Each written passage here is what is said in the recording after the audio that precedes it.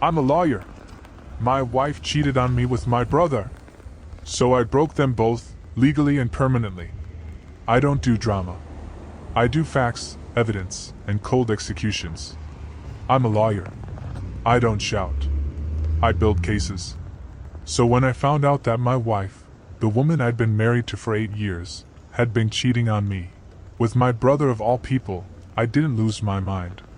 I smiled. Just a little. Because I knew I was about to take them both apart, one motion at a time. Let me back up. The picture-perfect life, or so I thought. I'm 37, corporate lawyer in a mid-sized firm.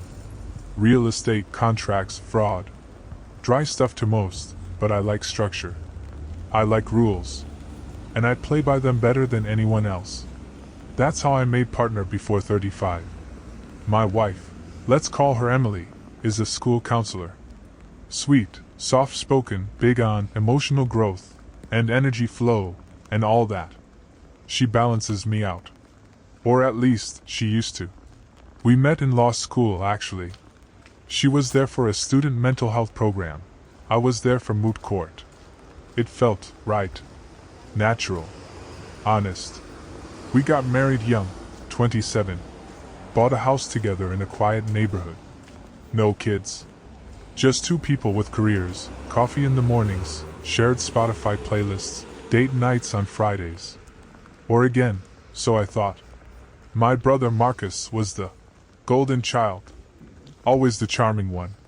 The one people gravitated toward. He's a fireman, which makes everyone instantly adore him. Tall, funny, athletic. Grew up together, but we were never close. He was the emotional performer. I was the quiet analyst. Still, we kept in touch. Family dinners. Holidays. And yes, he and Emily got along. Too well, in retrospect. The shift. It started small.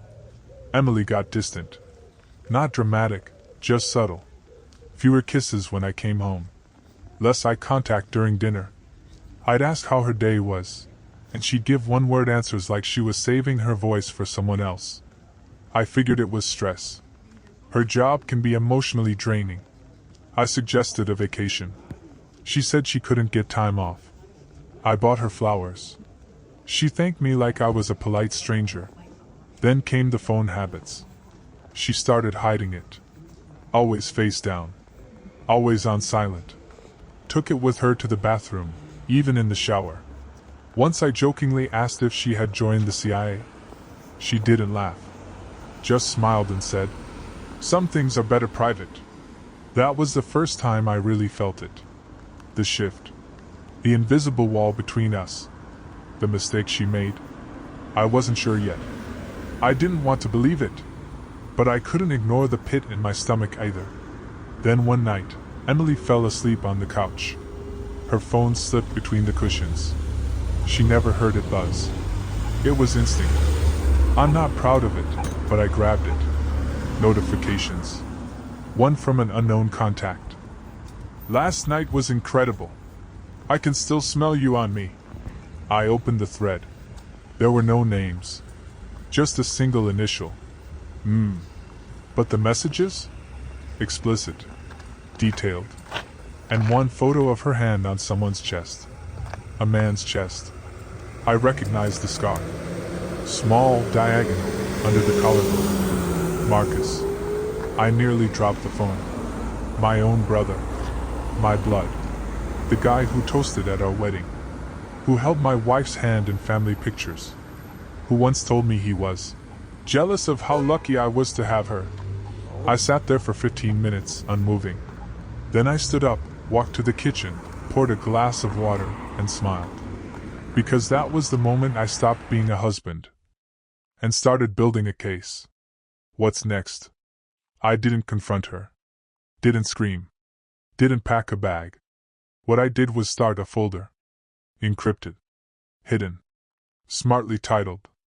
Client X, Internal Review.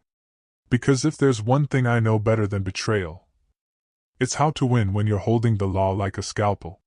Part 2, Evidence and the Cold Game. I wasn't about to let emotions dictate the game. I'm a lawyer, facts, and evidence were my weapons. The first thing I did was secure Emily's phone while she was asleep again, this time with her passcode noted when she left it unlocked briefly. I didn't go digging through everything. I only looked for what I needed, concrete proof of betrayal. Her messages with M weren't just casual flirts anymore. They were arranged dates, shared secrets, photos, voice notes. The whole script of an affair, laid out like a poorly written TV drama. Except this was real life, and painfully close.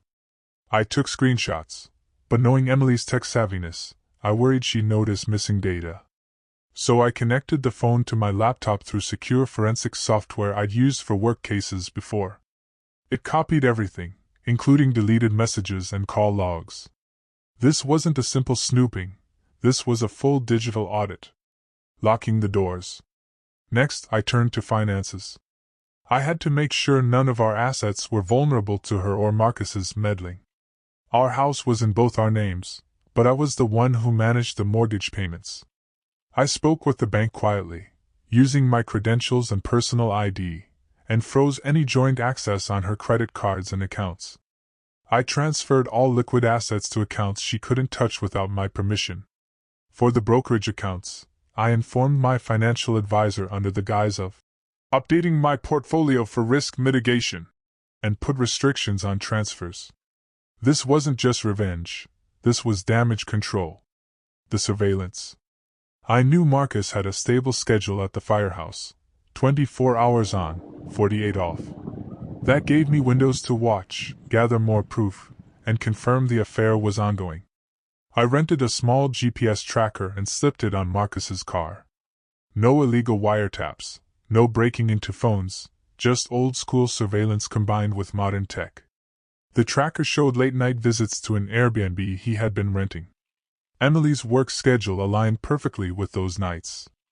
I hired a private investigator for a few days to follow Emily after work. Nothing flashy, just enough to confirm the pattern. The trap. I realized this wouldn't end with cold data alone. The emotional sting was necessary. They needed to feel the consequences. So, I sent a carefully worded email to Marcus's fire department chief. I attached the proof of his misconduct, using city property, neglecting calls, and the affair with a married woman, my wife. I hinted at possible legal action from the fire department's side if this was ignored. At the same time, I arranged a meeting with Emily's school principal. I didn't reveal everything, just expressed concerns about her emotional state and reliability, implying potential impact on her counseling job. The showdown plan. I wanted a public moment. Something undeniable. A family dinner was coming up. Marcus was bringing his fiancée, Emily was going to come with me, and all of my parents and extended family would be there. I decided this was the moment to strike, but on my terms. Part 3. The dinner, cold justice served. The night of the family dinner was a calm one, deceptively calm. Everyone was there, my parents, my siblings, including Marcus and his fiancée, Emily, and me. The house smelled like Mom's roast chicken and cinnamon apple pie. A perfect setting for a nightmare. I had rehearsed what I was going to say in my head 1,000 times, but I knew I had to keep it cold, clinical. No shouting, no tears, no begging. Just facts. Like presenting a case in court. The dinner started normally. Light conversation, jokes, kids from the neighborhood playing outside. Marcus was laughing too loudly, probably trying to hide the tension. Emily avoided my gaze completely, picking at her salad. When the main course was served, I stood up and cleared my throat. The room quieted immediately. "Thank you all for coming tonight," I said, voice steady.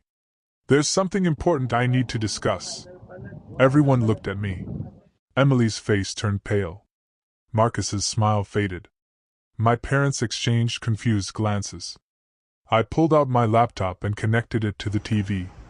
The screen lit up with screenshots of messages, pictures, and voice notes. Explicit, undeniable. Messages between Emily and Marcus, planning secret getaways, expressing love, and mocking me behind my back. My mother gasped. Dad frowned deeply. Marcus's fiancée covered her mouth, tears welling up. Emily tried to interrupt, but I held up my hand. "This isn't speculation or hearsay," I said. "This is documented evidence." I went through the timeline, the late-night visits, the financial irregularities, the calls missed during fire shifts. The fact that this had been going on for over 2 years. My parents looked devastated. Emily started to cry quietly. Marcus looked like he wanted to say something but found himself speechless. Then I dropped the final bombshell. "I've already contacted Marcus's fire department chief with evidence of his misconduct and negligence. He's under investigation. Emily's employer has also been notified. She's on leave pending a review." A heavy silence fell over the room. You could hear the clock ticking. The fallout. Marcus's fiancée left immediately, unable to bear the scene. My parents sat in stunned silence, tears streaming down their faces. Emily was sobbing, whispering apologies that rang hollow. I didn't gloat.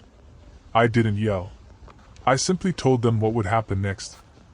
The divorce proceedings were filed, with all assets protected under a prenuptial agreement I had insisted on years ago. Marcus would lose his job and his reputation. Emily would lose custody of her counseling license and be left financially independent. The final moves. Over the next few months, I watched the fallout unfold methodically. Marcus was fired after the investigation confirmed his negligence.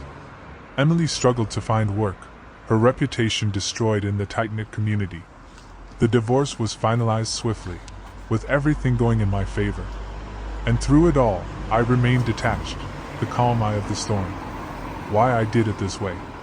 Because revenge isn't about pain or anger. It's about precision. About using every tool at your disposal to make sure the person who wronged you never hurts you again. I'm not a violent man, but I am a man who knows how to win. Part 4: Closure and Moving On. The dust finally settled. The courtroom was cold, clinical, and efficient, much like every stage of this nightmare I had turned into a legal case. Divorce finalized. Assets secured. Reputation intact. Marcus's career in ruins, Emily's life reduced to fragments. I sat alone in my office one late evening, the city lights flickering through the window. No triumph in my eyes. No joy. Just a quiet satisfaction, the kind that comes from knowing you've played the game perfectly. Reflecting on betrayal. Betrayal cuts deep, but it's not the betrayal itself that defines us. It's what we do afterward. I lost a wife. I lost a brother. But I didn't lose myself. For years I had built my life on trust, professionalism, and control. And when that trust was shattered, I didn't crumble. I methodically dismantled the source of the pain, piece by piece. The new beginning. I moved out of the old house shortly after the divorce, trading it for a modest condo downtown. No fancy place. No extravagant furniture. Just a clean slate. Work became my refuge, and eventually, my passion again. I poured myself into high-profile cases, climbing higher, proving to myself and everyone else that nothing could break me. And slowly, life started to rebuild itself around me. Lessons learned. If there's one thing this whole experience taught me, it's this. Never underestimate the power of preparation. Always stay calm when chaos surrounds you. And most importantly, never let anyone else control your narrative. My wife and brother thought they could destroy me with lies and deceit. Instead, I used their betrayal as fuel. Not for revenge born from anger, but for justice delivered with precision. A message to anyone going through this. If you're reading this because you've been betrayed, don't act on impulse. Don't lose yourself in the moment. Be smart. Be patient. Gather facts. Use your resources. And when the time comes, make sure your actions are irreversible. Because in the end, the cold truth is the most powerful weapon you have. I'm not here to share this story for sympathy or pity. I'm here to show that even when the people closest to you betray you, you can come back stronger. Smarter. Unbroken. This is how I survived. This is how I won.